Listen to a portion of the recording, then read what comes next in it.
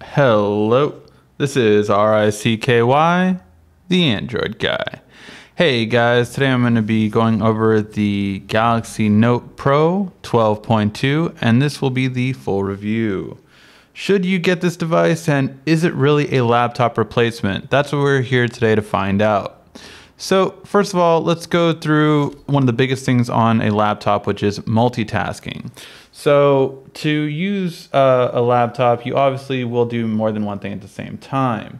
So one thing that I always do on my computer is browse the web and go on YouTube.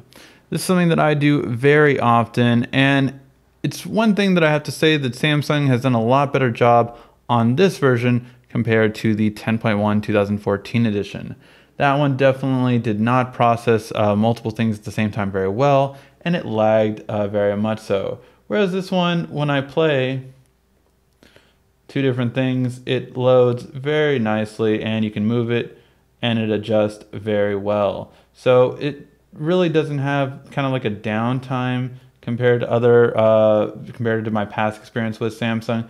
The only thing that is still a bit glitchy, I would say, is the pen window. So when you click on the pen window and then make an app with Square, this does slow the processor down. It seems like it's still just not optimized for it. And the moment you have like two of these open or anything like that, the processor definitely takes its toll. And one of the most disappointing parts, I would say, about this feature. Now, one thing I love, and I definitely would recommend you see the full review on it, is the new Office. The new Office is definitely easy to replace Microsoft Office for all students and most business users. Really great when it comes to it, and by far, I would say the biggest highlight of this device. If you have not seen this Office, it really is on another level compared to any Office on a tablet system.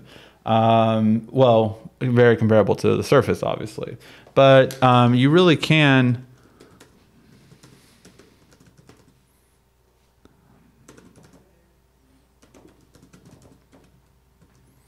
So the great thing I like about this is the first tablet where you can actually use Control A, Control C, and of course Control V. So you can use all the control functions that you normally do on this device.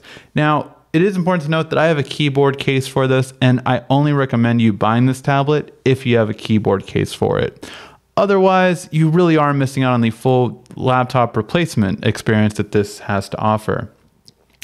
Now, when we go to, say, music playing, we also get a really good sound quality. So let's take a look and see how it sounds. The lights go on, they scream my name, the curtain goes down, I remain the same. But all that money don't equal the price of fame. From LA to New York, Seattle to the Bay, West overnight flights till a while getting late. Yeah, I go down to Vegas, they know where we stay. Last show in Cali, headed down to the state. I was a boy with a dream, had my head in the clouds. Now I'm sleeping first class, got a bed. So the sound quality is very good, and then when we play a video on it, with this screen, I mean, you just have a really good looking video quality, to say the least. Professional. Proactive. Productive.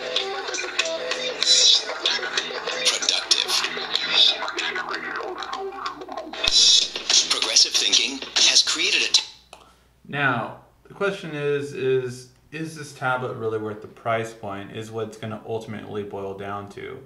Honestly, I have enjoyed my time tremendously with this tablet. It served a lot of purposes. I actually went on a recent vacation, and I had my laptop in my trunk, and my goal was never to take it out and to simply use my tablet to see if it really could replace it. And it did. It effectively replaced my laptop for everything that I needed to use it for. I was able to go on all the websites I needed to go to. I was able to use Office. I had to type up a document and a PowerPoint that weekend. So it really has done wonders for, I would say, basic users and all of basic business users. Where this would not come in handy, of course, is still more so with the creative. So if you really want video editing and photo editing, although you can use Photoshop for this, the Photoshop tablet version, it's not going to be the best. The one important thing to note is you can remote PC and remote access your Photoshop at home. And honestly, the pen does serve as a really nice mouse, or you can always get a Bluetooth mouse as well, which I have purchased, again, after really replacing my computer for most intensive purposes for this device.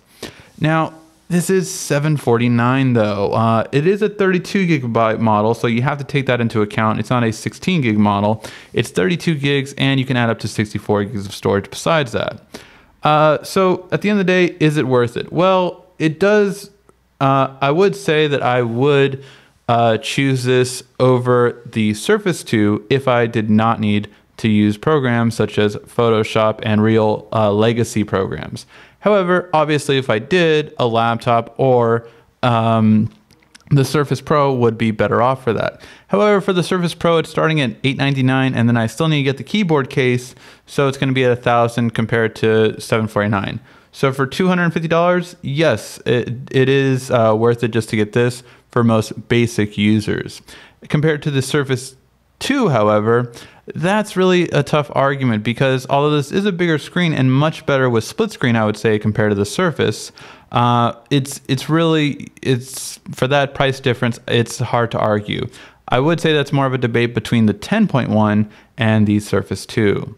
So what do you guys think? Are you interested in getting this tablet? I would definitely recommend it. It's been really nice for my intensive purposes for everything that I've needed it for. If you have any questions about this tablet, feel free to ask. This has been RICKY, the Android Guy.